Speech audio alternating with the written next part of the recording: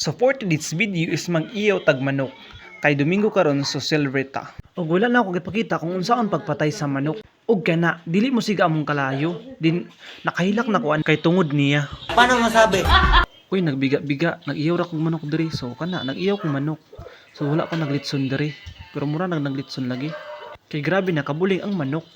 Then after na ako mahinluan, ako nang gihugasan. Kay grabe na ka buling.